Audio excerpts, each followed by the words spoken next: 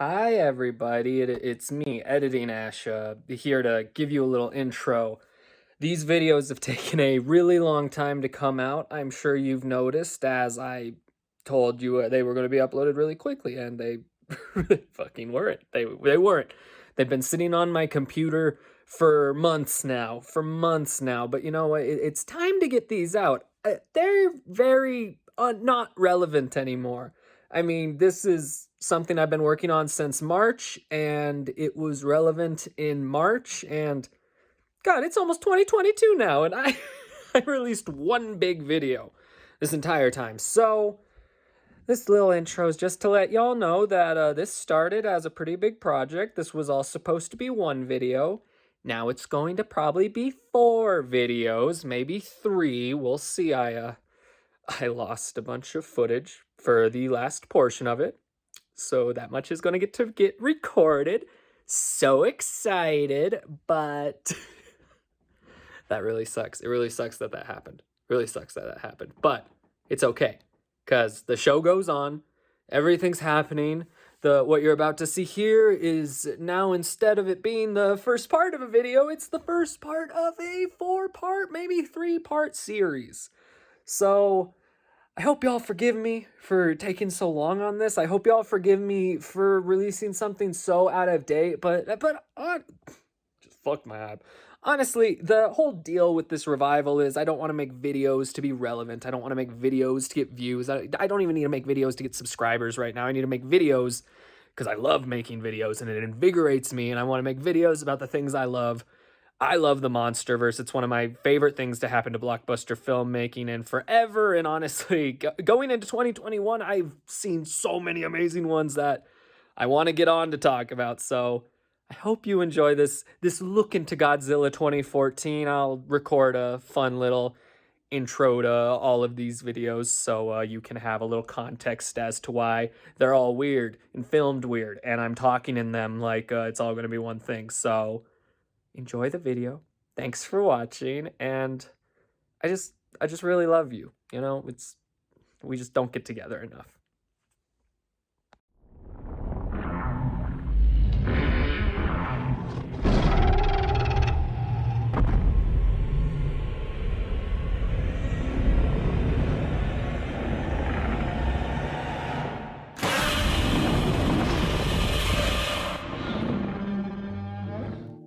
Four movies, 4 different directors, titans from our age-old past, reborn and reconstructed for a new generation. This is Legendary's Monsterverse So Far.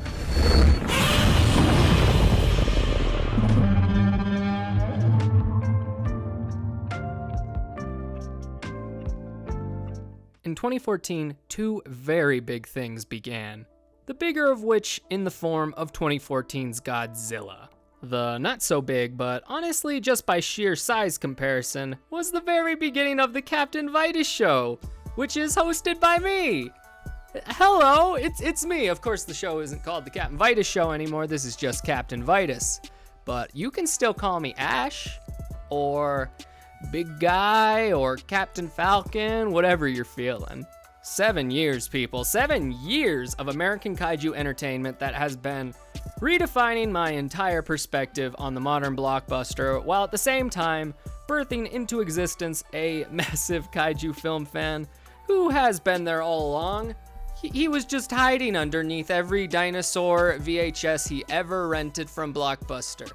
I was literally only being held back by the fact I wasn't a strong reader. It is now 2021, and at the start of me making this video, it was March 2021, and we were about to get the big monster mashup that all of this had been building to Godzilla vs. Kong. It was happening, it was dropping, it was so exciting. The excitement I have for this new addition to the Monsterverse has combined with the fact it's been a really long time since the original Godzilla 2014, so at this point, I just have insane nostalgia for that, the time period, everything about it. It is now 2021, and we have finally gotten to the monster mashup of all monster mashups, and my excitement for this new edition has me nostalgic for the past I've built up with this series so far. So here today, I'm just going to talk about that. And now, since the future of this franchise is kind of up in the air, it's kind of unclear, I just wanted to, in true Captain Vitus, come on here with yet again another long, way too long video, just vomiting my love for this franchise, for these two characters, because that's what we do here on Captain Vitus. We love things so much that we can't contain them, and then we physically vomit. Love, not barf. Love. It's a different substance. It's a different consistency and smell. So without further ado, I want to bring you back in time to a land where there's only one Avengers movie and games are still being frequently released for the PlayStation 3. Let's go to the magic year of 2014.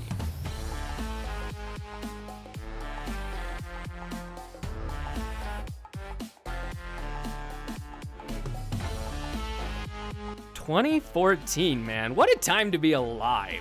Especially as a film fan, I think a lot of us could argue that a lot of years have not come close to the level of quality since. At the same time, I was around 19 years old, I had just graduated high school the year before, and I had also just quit my job of 4 years to start the Captain Vitus show, which premiered in February of that year.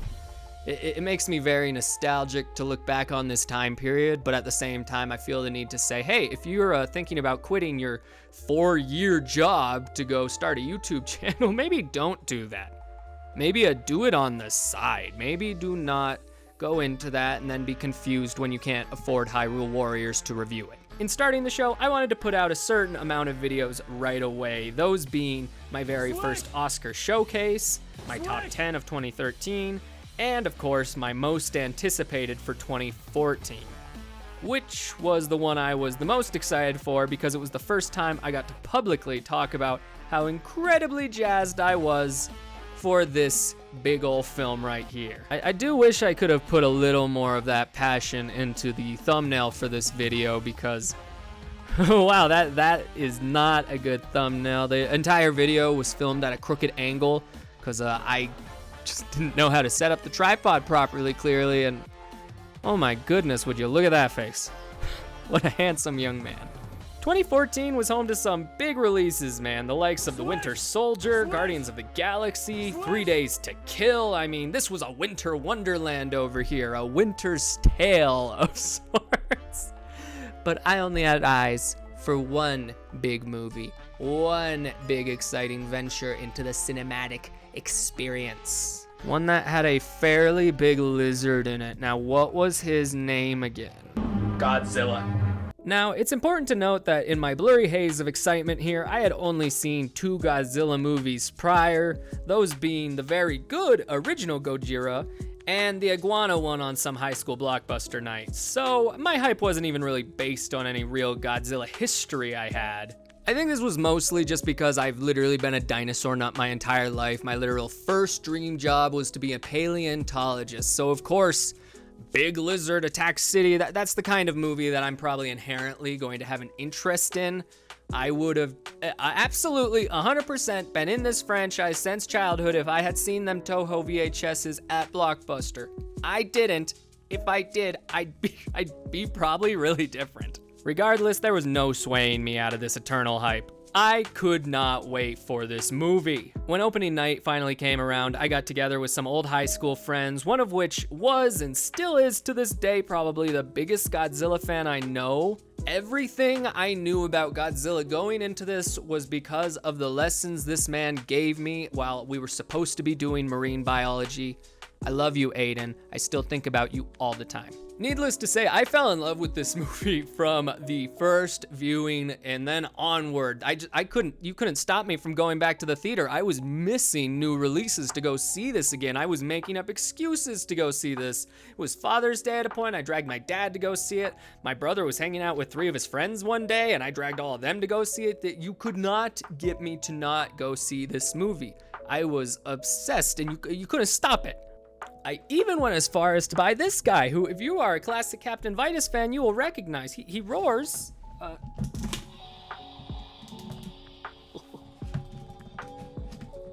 Now, you know when you're a kid and you're walking around Toys R Us and you're like, I can't buy any of this, I'm very sad, but then you're an adult and you have money and you're walking around Toys R Us and you see this for $30 and you're like, Yeah, this was probably the start of some bad habits, but God, I love him. He roars. I later went on to work at that Toys R Us for a single day before getting my legendary job at Target. It's a Golf Galaxy now, so pour one out for Toys R Us. Now, around this time, I was very young, as was the age of the modern-day blockbuster we were becoming accustomed to. So, it's safe to say this movie felt like something completely different right off the bat. It became clear really quickly how much I had been missing out on this genre of filmmaking basically my entire life. I will never forget the first time I saw the reveal of the first Muto, the vibration of the IMAX speakers, the sound of the wires being kind of tugged on like by that impossibly long spider leg. All the way down to that look Aaron Taylor Johnson gives where he's just like, is that a giant spider leg behind me? This is the kind of scene that in 2014, just in the sea of movies I had been seeing, this was something that I knew would stick with me forever. And it did. I think about it every single day. I literally think about it every single day. It was the kind of blockbuster with that right amount of pure spectacle that just overwhelmed me in the moment.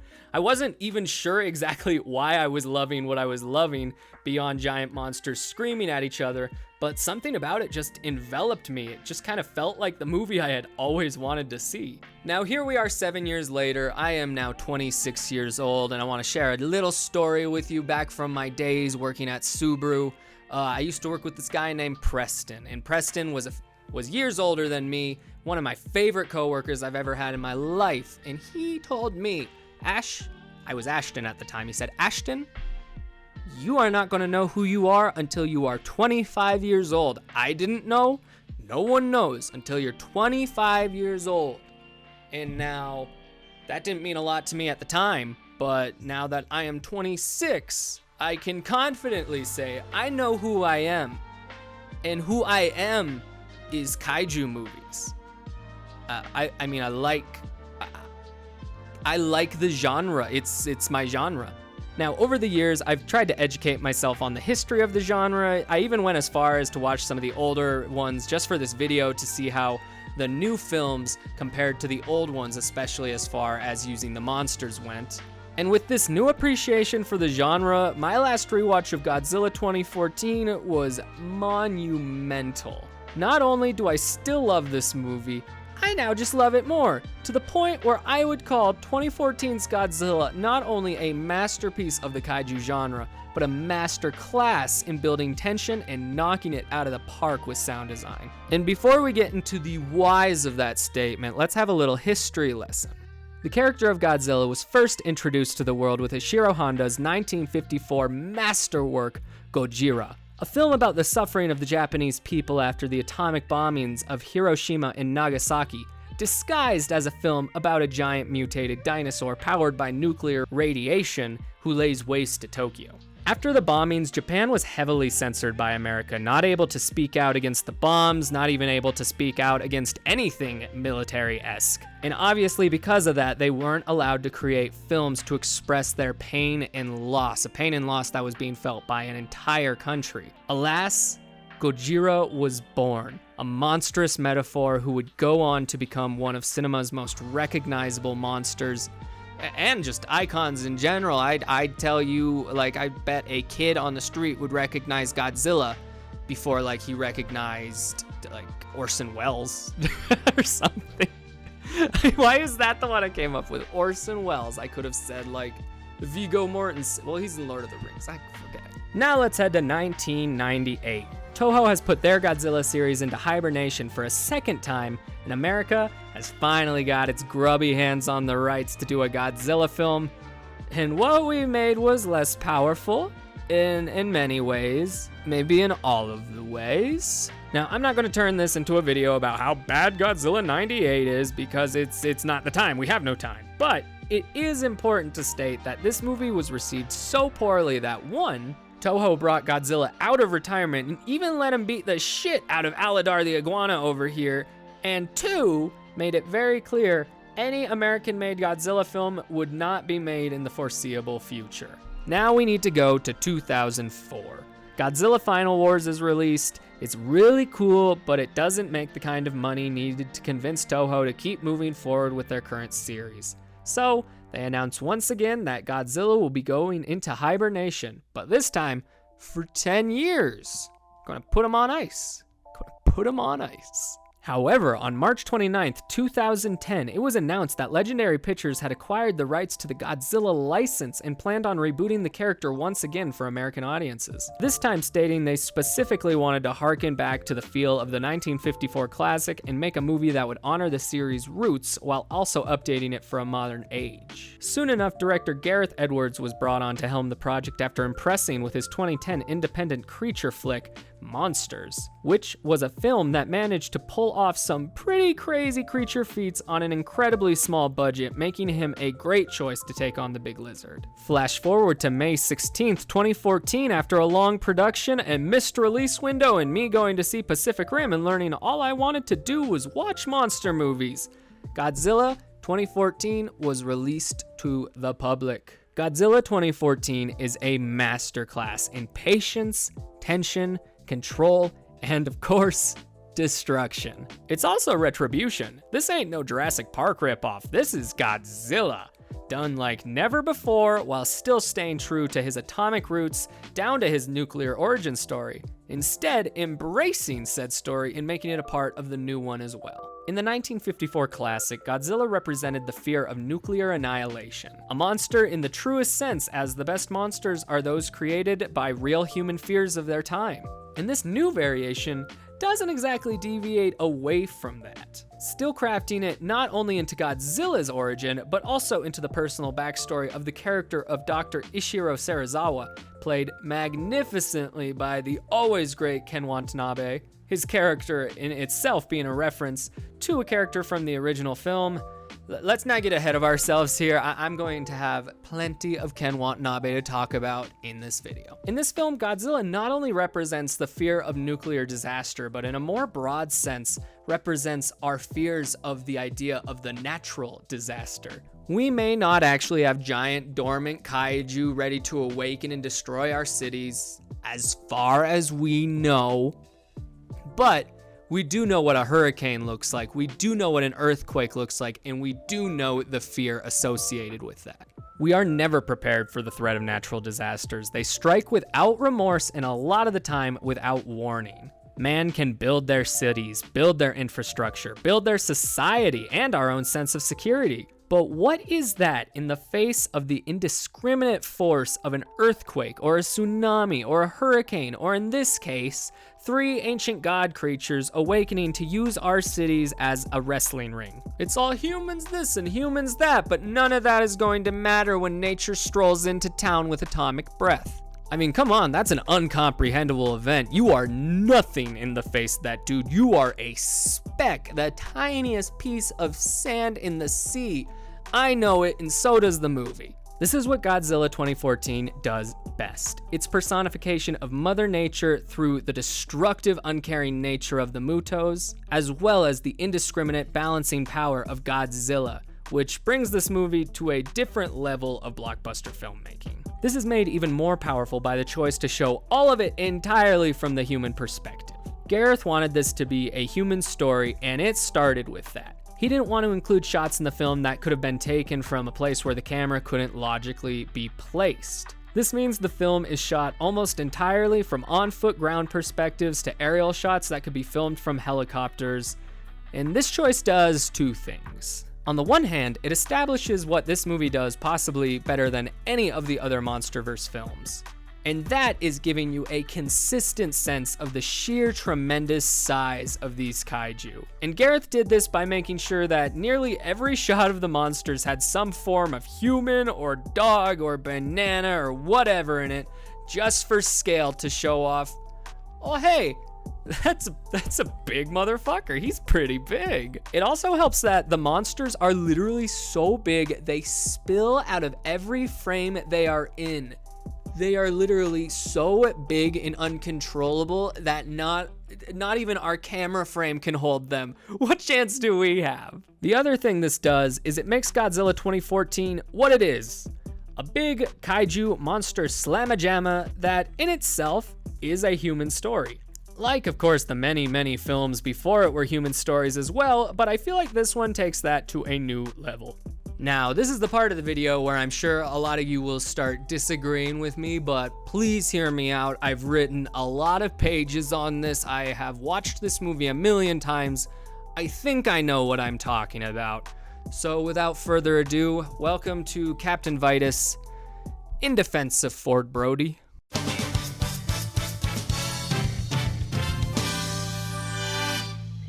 Now, of all the things in this movie that people have chosen to pick at, this is probably the essential one. Aaron Taylor Johnson's Ford Brody, the soldier character that we follow throughout the film, the one who people have claimed is a piece of wood, a piece of driftwood, a piece of lumber, many different types of wood.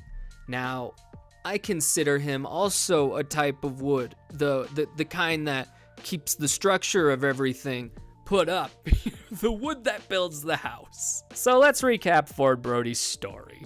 Ford grows up as a kid in Janjira, Japan with his parents Joe and Sandra Bodie. Bodie, get back here! Played by the all-too-talented Bryan Cranston and Juliette Binoche, who work at the local nuclear power plant, regular Homer Simpsons in their own right. Now, Cranston's character is becoming increasingly worried with the seismic activity he's been observing, which of course begins after two giant kaiju-sized spores are discovered, one of which has hatched and isn't there anymore. Where could it be? What could it be? Who could it be? It's me. Now, on Joe's birthday of all days, his fears become realized when this seismic activity comes to a force, leading to a complete meltdown of the plant. A meltdown that in turn claims the life of Sandra Brody directly in front of her husband. This guy holds the door open for so long, and then they're running, and then Bryan Cranston goes, ah, and closes it. Now, I won't lie, this is probably the movie's most emotional scene, at least the most emotionally hitting scene. And yes, it comes in like the first 5 minutes of the film, which does not bode well for my whole argument here, but I don't mind crying 5 minutes into a film. I'm fine with that. Now, of course, after this tragedy, we are whisked into the futuristic world of 2014, where Ford Brody is now living in San Francisco with his sister wife and their child, working as a bomb disposal officer for the US Navy. He's moved on from his childhood tragedy. He started a family and a life of his own. All fun and games, except his father doesn't do that at all. Instead, staying in Japan, obsessed with solving the mystery of why his plant was mysteriously destroyed, and also getting into enough trouble trying to search for said truth to the point where Ford has to travel back to Japan to get his old man out of jail. Now, this is the first real instance of this giant space that has come between this father and son duo. Ford just wants to move on with his life, but Joe simply cannot. Like, not without truth, not without answers. I mean, he said it himself. His wife died here. Ford feels as though he has no stake in this. His purpose here is to help his dad overcome this, maybe bring him home to see his grandson that he hasn't seen in years. Now, they don't do that. Instead, they go into the quarantine zone, find out, oh hey, it's not radioactive here, and then they're immediately captured, which of course leads into my possible favorite movie monologue of all time. Something killed my wife! And I have a right to know! Now, at this point, I want to talk a little bit about Bryan Cranston's casting in this film, as this was a pretty big deal, and it was a pretty big, this was kind of the reason people were going to see it.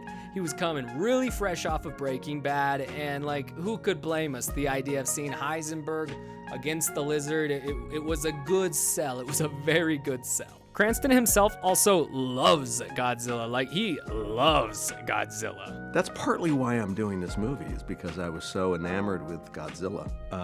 More so than King Kong. I was more of a Godzilla man.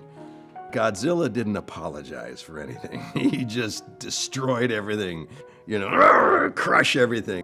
Clearly respects everything he needs to do to make this film worthy of the stature of such an icon, and gives us a performance that rivals any of the other performances I've seen in any of these kaiju films. And we all know what happens next. He dies, Of course, the first Muto hatches, it goes on its destruction derby, and all of a sudden, old man can't stand on a bridge without breaking his life. Now, since this movie was released, this was probably one of the biggest criticisms I saw flying around. In fact, it was my biggest criticism. I mean, this character is clearly the heart of the movie, has genuine personal stakes in this kaiju takeover, and easily gives the best performance out of anyone. So why would you kill him so quick in the movie? I mean, him and the Big G never even get to meet. Now, this is something me and the rest of the world have droned on for 7 years now. For 7 years, we've been complaining about Bryan Cranston's untimely demise in Godzilla 2014.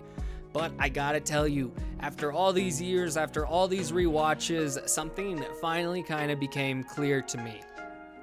Yes, Joe Brody's death is horrible, and it's sad, and it's really hard to get over the heart of the movie dying. But it is the catalyst for Ford Brody's entire character development, his entire plot arc, and also the entire, plot of the movie. It's the point. It's the point. Now, right off the bat, as we've said, Ford is someone who just does not recognize his own personal stakes in this kaiju apocalypse. He's very much just concerned with getting home to his own family, as you would as well. But every time he thinks he's out, these goddamn monsters keep dragging him back in again. He's left with two choices after his father's death. Accept the fact he has a personal stake in this matter and do something about it, or get his ass home and hope it all works itself out. Constantly throughout this movie, Ford Brody is presented with excuses to join the fight for humanity. It begins when he has to take care of the kid in Honolulu during the insane Muto destroying the train sequence in Hawaii, a scene where he's just trying to get home but is forced to bring out the action hero inside of himself to protect this child from the very beast who destroyed his own family. I like how he stays with him till the end too, and when he gets picked up with his parents, he's all like, yeah, and that music starts playing. I call that the Ford Brody as a hero music. This then goes into how he eventually joins up with the military to help the human effort to save the world. It starts out as him just grabbing a ride with the crew. He's all like, hey, I'm military too. You think I can bus a ride home with you to San Francisco? It starts at that, but eventually that's just not an option either. He has to join the fight. They have a bomb that needs to go off and no one else can do it. And hey, guess what? You work with bombs, dude. Maybe you should help us with the monster apocalypse. And then we go to the ending. He's Halo jumping into the city. He's found the Muto's egg stash and is about to leave with his crew. But he doesn't, because Ford Brody doesn't leave evil monster eggs unchecked. Nah, this is the moment in my mind where Ford Brody's his brain clicks on for the first time in the movie. He takes a look at those eggs, realizes those eggs would probably destroy the world. Also, they're the eggs of the creature who killed my parents. Also, this creature will rule the world should there be more than two of them. What should I do about that? He lights that shit up, it explodes behind him. He's an action hero, but he's not even done because now we got a bomb, which by the way is broken because a Muto just decided to gnaw on it. And then he goes out of his way to get the bomb on that boat to get it away from the city so it doesn't explode in the city. Man, it even gets to that point where that Muto's staring at him and he's just like, nah, if I gotta shoot you in the head to save the universe, I'm gonna do it because my name is Ford Brody and I have stakes in this monster adventure. The theme of Brody's story is that of family. He learns to understand his father's pain, which helps him in turn address his own pain and trauma. And his whole goal in the entire movie, to get home to his family, he gets to do that too. And the only way he does that is by lighting up monster egg sacs, boating away bombs, and teaming up with the giant lizard for all mankind. All of this together to me means something very different than it used to. I know we all like to poo-poo on Aaron Taylor Johnson for this role. We call him a potato or a block of wood, but at the end of the day, this character to me represents the human responsibility to this world. I've talked about how these creatures are undefeatable in just about every way. They are just too big to be brought down with anything we can build. I mean, the Mutos themselves can fry our electronics with electromagnetic pulses, which basically drives our tech-heavy society Back to the Stone Age! And most of the time we do manage to get one of our weapons to explode on them, it just ends up making them stronger. I mean, the monsters in this movie eat radiation. That thing that would melt your skin off your bones like you were a Gordon Ramsay cooked filet if you were within a certain distance of it. They are gods, that's what they are. We are human, and it doesn't matter when we are in the face of gods. This is our Earth as well, and we all have a stake in this. Maybe not as personal as Ford Brody's, but it's true. Do we bow or do we fight back? Do we let ourselves be crushed, or do we look in the face of something beyond comprehension and yell, well, fuck you too? It's like Serizawa says himself. Nature always has a way of balancing itself. The only question is, what part will we play? Ford Brody's actions save the world just as much as Godzilla does. We can argue about the deadpanness of this performance till the cows come home, and honestly, I don't want to do that. But at the end of the day, Ford not only saves the world, but also completes his father's mission. He does this for humanity and family. I love you, Ford Brody. This has been In Defense of Ford Brody, a Captain Vitus original.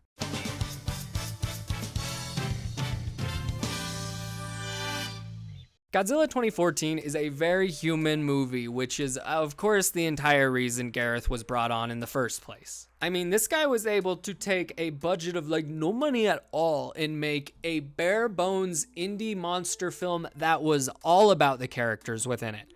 Now, whether the characters in Monsters are like good characters, I don't really like that movie. We could talk about that a different day. But the point stands, the man knows how to budget, and the man knows how to use a spooky creature and how to tease a spooky creature. Of course, it doesn't end with Ford Brody either. There are a ton of interesting and fairly fleshed out characters in this movie, the one of which we all wanted to gush over immediately, being Ken Watanabe's Dr. Ishiro Serizawa. Bryan Cranston may be the heart of this movie, but Ken Watanabe has its soul. Which makes sense when you consider his name in the film, Dr. Ishiro Serizawa, is just a callback not only to original Godzilla director Ishiro Honda, but also to Daisuke Serizawa, who just happened to be the character, the scientist man with the eye patch who killed the Big G in his debut outing. And it's really easy to get behind this character because he just has the right idea from the start. You're not going to get rid of two giant monsters with guns or bombs or whatever amount of manpower you think you have at your disposal. You will only get rid of two giant monsters with one even cooler monster who breathes atomic fire breath. And of course, through Serizawa, we are introduced to the organization of Monarch. This universe's shield, in a way, bunch of government homies trying to keep an eye and perhaps a hand on the monsters of the world. It's basically a dream job for any kid who grew up like me, reading books and watching documentaries about, oh, where's the Loch Ness Monster? Oh, where's Bigfoot here and there? Oh, whoop-a-da. It's definitely right down our alleys because in this case, you actually find Bigfoot and you don't just find driftwood, you find Aaron Taylor Johnson. And through this, we are given the keys to Godzilla's origin. Those nuclear bomb tests from the original film come back for this one, but this time they're explained in a different way. It wasn't just testing. The Americans were actually trying to kill something with those bombs, as opposed to creating something with them. This is a more ancient creature than Iguana got hit with a bomb and it took it pretty well. I also mentioned before, though, that this character connects Godzilla back to his original origins in the aftermath of Hiroshima and Nagasaki. Serizawa's father is revealed to have been a survivor of the Hiroshima bombing, which of course gives his character this unique perspective on the destructive force of humanity, as well as his almost boyish love for the titans in the balance they represent. He is a man who has this great respect for the creatures he studies. He sees them for what they are, gods of nature. Nature being something he believes humanity must learn to coexist with or be wiped out in the resulting flood. Whereas most of the cast of this movie looks at the kaiju as problems that must be fixed. Serizawa doesn't see it that way. Let's just say it with him. We've been quoting it since 2014 anyway. The arrogance of man is believing that nature is in our control and not the other way around. Let them fight. I would argue that this one line not only kind of sums up the entire purpose for this character, but in a way sums up the entire purpose for the movie. We absolutely have the power to help stop the monster apocalypse, but at the end of the day, nature must balance itself, and Serizawa, someone who deeply understands the evil that men do, is able to see that from a mile away when everyone else's reaction is to blow everything up with an atom bomb, as he knows wholeheartedly the ramifications of using nuclear weapons in the dark clouds they leave behind. We want to be able to trust our Earth, not live in fear of it, but we can't control nature. It surrounds us, it outnumbers us, and in that fear, humanity can only sink to lows deeper than Godzilla can dive. This, of course, brings us finally to our big star, Mr. Godzilla, who, according to Bryan Cranston, was a complete diva on set. Don't meet your heroes, kids. I'll just be honest with you. I don't like him. Yeah. I don't like him. He thought he can bully everybody and wouldn't come out of his trailer and demanded, all kinds of specialty foods, like live goats and things like that. And after the 98 disaster that was Roland Emmerich's Godzilla, it was important we didn't do the same thing all over again. It was very, very important. To do this, the team worked to create a new Godzilla that would look and act like what a real monster of this sort, should it exist, would look and act like. It had to have personality in each scale, a story in each scar, a mouth that didn't look fucking stupid. Now look, I don't hate Zilla's design. In fact, I've been seeing a lot of artists on Twitter and Instagram recently kind of taking to the design in a different way and making it look super cool and kind of making it feel like a part of the whole group. But I mean, come on, guys, this is how you do it. This is how you do it. You don't do it the other way. He was created to look like a creature nature would actually create, something you could actually believe existed, was tangible, living on our planet for an ancient amount of time. And they definitely pulled that off. This design is fantastic. Without a doubt, my Godzilla. I know when the design was released, some fans in Japan took it upon themselves to fat shame this great beauty here, but he doesn't care. He's got thick skin that looks like lava floated down it, forming each crevasse. That's something they said in the special features. I wanted to fit it in, but I fit it in with a little joke. And on top of getting the design right, I love the character of Godzilla in this film. Very much an unrelenting force of nature. We don't see him humanized in the way later films would, but this movie was never about that in the first place. Godzilla is an animal, a force of nature, a god, and he carries that throughout the film. He even has an arc with the audience where towards the beginning, we don't know what to believe. We watched the trailers and there were no Mutos. We thought he was looking at Rodan or something. We were under the impression he was coming to stomp on all of us, that he was the villain, he was the big bad guy. Luckily enough, the marketing set us astray because that was not the case. When Godzilla is revealed, he's horrifying, destructive. He creates a tsunami just from coming out of the water. How do we trust a giant lizard who comes out of the water? I'll tell you how. We learn to. A little thing called empathy, understanding. Humans don't want to hear that though. Humans want to hear bombs, guns, tanks. Let's oxygen destroy it. It becomes very obvious early on in this film that Godzilla is more so of an anti-hero. He's not necessarily out to save us. In fact, the kaiju in this movie hardly even recognize our presence, typically completely caught up in their own personal squabble. I mean, if you were in a bar fight, why would you care about the ants that you were fighting over? Why would you? You're drunk, Tim, again. This leads into that human struggle this movie deals with, where we are just trying to fix this ourselves, but we're just incapable, and we need to learn to trust that nature will balance itself out, even when it's a behemoth beyond what your mind is probably capable of processing. It's almost Lovecraftian in that way, the horror of your helpless insignificance, the horror of trusting big lizard will not flatten me into pancake and will in fact just make less monsters. And with all this talk about the big G, let's talk about those Mutos because they're slimy. Maybe not so slimy. The Mutos design was actually based off of UFOs, stealth planes, and bats. They are sleek, they're alien in nature, and god damn it do they love radiation.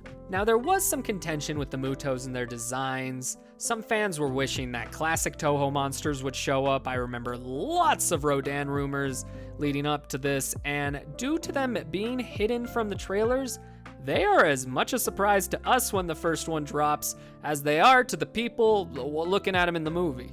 The only difference is those guys had to make peace with the fact they were probably going to die. I'm just here on an afternoon eating popcorn at the AMC 24. I personally really like the Mutos. I think they are odd and spooky to look at. The noises they make are just ear-rattling, and they work as a great antagonistal force against our boy with the blue breath. Especially working together, I mean, one of them is enough, but the two of them, that's enough to almost bring down our king. Now, of course, we cannot address the monsters in the film without also addressing the big Godzilla-sized elephant in the room. The fact that they aren't in it very much. I mean, the Mutos are in it for more than Godzilla is, but Godzilla's in this for, I believe, like 14 minutes, 15 minutes, 16 minutes? And of course, the movie is, it's 2 hours long, so I guess I can understand where that probably turned some people away. Gareth Edwards took a lot of inspiration from movies like Jaws, where the monster remained hidden for most of the film, the mere tease of them being the driving force behind the story, and building tension until it can all be let out gloriously in a third act, which is obviously what happens here. Many fans were disappointed that when Godzilla finally appeared on screen for his first kaiju showdown, we immediately cut to it on a TV. We don't get to see it in glorious arc shots, no, just on TV, and this trend continues throughout the film. The issue here is that this issue in itself relies on how much you enjoy the human story, because once again, Godzilla 2014 is very much a human story where instead of focusing on the monster fights, we focus on the aftermath of them, a choice I actually love and have missed in later films. Monsters are metaphors, and in this film, they serve as metaphors of natural disaster, and this film paints a big picture of that, taking inspiration from the likes of real tsunamis, earthquakes, and hurricanes, and seeing the human aftermath that gives the film this real-world tangibility to it that I think is very unique to specifically this movie. Gareth, of course, is aware of how this could turn people off, but he sees it as a way to subvert expectations and continuously build suspense throughout to that final fight, so when it hits hard. Kind of like when you stop drinking for a year and then you're at a New Year's party and they're like, hey Ash, do you want a drink? And you're like, okay, and then you have one. Then all of a sudden you're talking to a dog like he was your best friend from high school. And surely that is a metaphor too, just like the monsters in this film. Surely that's not true. Anyways, suspense is the big word here though, and does he at the least pull that off? I would say in ways I've never loved more. If Godzilla 2014 is a master of anything, it's keeping you tense and in suspense. Teasing the monsters makes every moment they are on screen a special one that you will remember in its entirety for like the rest of your life, as well as giving them a real mysteriousness. This is shown in many different sections of the movie, specifically in the Honolulu scene, because at this point in the film, we still haven't seen Godzilla in his full entirety yet, so when he arrives, we just see parts of him. Once again, these monsters are so big, they spill out of the frame, which, as I said before, emphasizes their great size, but also helps tease them bit by bit, whether it be this big scaly body close-up, the fins above the water. It's brilliant, and it leads into one of Godzilla 2014's biggest strengths, its ability to give these kaiju the WWE intros they deserve every time they show up on screen. Every entrance in this movie is a masterpiece because of how well Gareth stages the creatures in every shot. This is shown in that magnificent Muto reveal in the beginning that I won't stop talking about. The drawn out and fabulous first review of Godzilla that trucks over his big ass foot before panning up to that beautiful face for that roar all the way into my favorite reveal, being the one from the final battle where the Mutos are walking about Chinatown fucking it up because they're animals. Then the movie goes near silent aside from a few ominous piano keys. We see Godzilla's tail whoosh through clouds of smoke as his body emerges from the smog slowly. Then he bows perfectly into our vision and...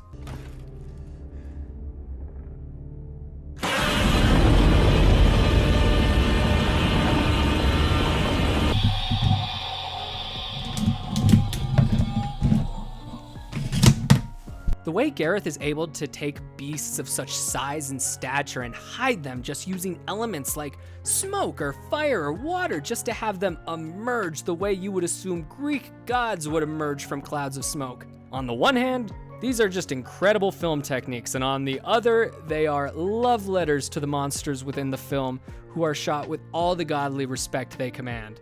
Shots like this can only be created by people who genuinely love the monsters they are playing with, and it is magnificent. And on that note, it makes sense to talk about how visually astounding this film is from a special effects perspective. These monsters look real and alive the entire time. I remember seeing this in 2014 and being blown away at how incredible these effects were. Proof enough, Godzilla was in the right time for reinvention. Beyond the creatures though, this extends to the destruction they unleash. Gareth took measures to make sure as much of what they filmed was practical, which meant filming outside instead of sound stages and creating as much real destruction in the frame as possible, as to not overutilize CGI, which really helps immerse you into the world of the film. He also wanted the film to feel international, so they built a lot of different destruction sets in a lot of different places, and it pays off in every case. Edwards himself actually comes from a visual effects background, so it's not surprising he was able to knock it out of the park so well with these films. According to Elizabeth Olsen, he was able to see where the visual effects would be as they were filming on set. He'd be like, Godzilla is there above that thing, or Godzilla is there right at that branch, right at that city, that building. Why would he be as tall as a branch? The point I'm trying to get at is it's insane that a director could have this much vision just like on him at all times to be like, I see the monster, he's right there, he's an actor in my film. I think specifically in this line of filmmaking, that's the kind of director you want. But on top of visual spectacle, this is a movie that excels just as much in the sound department. Since the first time I saw this movie, I knew how important that sound was. I mean, let's just say it loses a little something when the AMC you take your dad to see it as has the volume turned up just so dogs can hear it and no one else. This of course extends to the visual style of the film, which is home to shots I will think about every day until I die. One of the things I love most about the Monsterverse is how each film has a distinct visual style. You could separate them all into colors if you wanted. King of the Monsters is blue for obvious reasons, Skull Island is orange because orange is the color of the sun, and GVK is purple because there's some purple there. Godzilla 2014 does take great measures to ground itself in reality, so visual style is not always at the forefront of the story until we get to the end, and there's all that smoke, and it becomes very clear that this movie's color is red. The scene that always comes to mind for me, and for good reasons, is the Halo jump sequence, which is without a doubt the best part of the movie. Tense as all hell, our heroes leap out of the sky into a red cloud vortex that looks no different from the one that's probably right above hell. They fall through it, and we see the human perspective through goggles as they basically fall into the mouth of hell, barely avoiding the kaiju as they pass on their way down. It's a perfect scene, and I will never not get giddy over it. Of course, another big aspect of this scene is sound. As we dive, we just hear the panicked breathing of our fantastic and not at all dull protagonist as he takes in his surroundings. And this isn't a one-time thing, as sound is a huge and essential element of the film. This film uses sound in two different ways. Loud, destructive ways, such as the incredible work that went into the battle cries and screams of the monsters here, Godzilla with the most supreme roar he's ever had, and the Mutos with their scary rubber band about to snap and hitting you in the eye purrs, as well as the sound of the devastation they create. The other way is through lack of sound completely, and this is seen in moments of tension building, like this scene where the male Muto flies down from out of the skies. We also see it in that scene I was just talking about with Godzilla's reveal in Chinatown. Silence is used to build to Godzilla's iconic roar, giving it all the respect and admiration it deserves. This of course also extends to the radically apocalyptic sounds of Alexander Desplat's score, one that takes great steps to build up all that existential dread, as well as giving our monsters the badass backing they deserve. All around, Godzilla 2014 is an incredible film, one of my favorites of all time if that wasn't clear from just how long I spent stroking its ego. After sharing literal years of my life with this film, rewatching as the Monsterverse has grown and as the Captain Vitus show grew, It feels like we were babies at the same time. After sharing years of my own personal history with this film, having it be one of the Captain Vitus show's first big movie review moments, it feels entirely personal for me. I love the artistry behind it. I really love Gareth's unique direction, and I think despite rubbing some people the wrong way, those same people may find themselves appreciating the decisions made in this movie a little more now that we have movies that don't waste time on bringing you to the monster fights. In that, it is a unique part of its own cinematic family, and one I treasure as the film that made me realize I love kaiju movies, and I'll buy all their toys. This film taught me that despite the franchise's sometimes very silly history, monster movies are never just about monsters. Monsters themselves are never just monsters.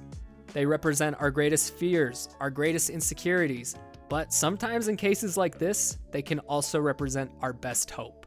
It's a film that does its title character justice while also giving us a human story that focuses on the very human implications of this ever happening and addressing what our role in such an event should or even could be.